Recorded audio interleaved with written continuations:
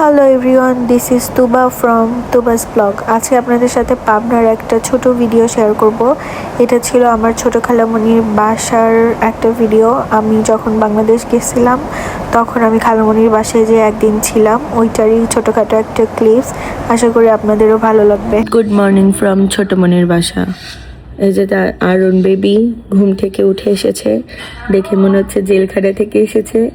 এই যে আমাদের তাজ বেবি টেনশনে আছে, কারণ ও এক্সাম দিতে যাবে কিছুক্ষণ পরে।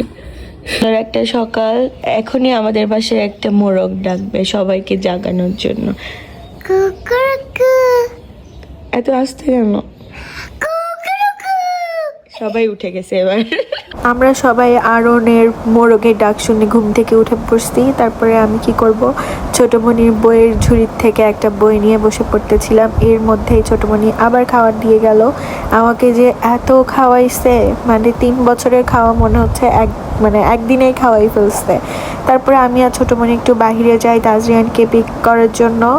তারপরে আমাদের এই হিন্দু বাসাটা সামনে পড়ে, দেখতে এত সুন্দর লাগতেছিল যে আমি আর ছোটমণি নেমে একটু ছবি ভিডিও করে নিই। আর আমার একটা নতুন সিরিজ আসতেছে ঈশ্বরদী নিয়ে, আশা করি ওইটাও আপনাদের অনেক ভালো লাগবে। এই বাসাটা যে সুন্দর ছিল সামনাসামনি কি বলবো। তারপরে আমরা এখানে কিছু ছবি ভিডিও তুলে নিই, কারণ আমার ভিডিওর জন্য অনেক পুরাতন বাসা বাড়িগুলো দরকার ছিল। তারপরে আমরা চলে যাই তাজরিয়ানকে নেওয়ার জন্য। আজকের ভিডিওটা ছিল এই পর্যন্তই। সবাই ভালো থাকবেন, আল্লাহ হাফেজ।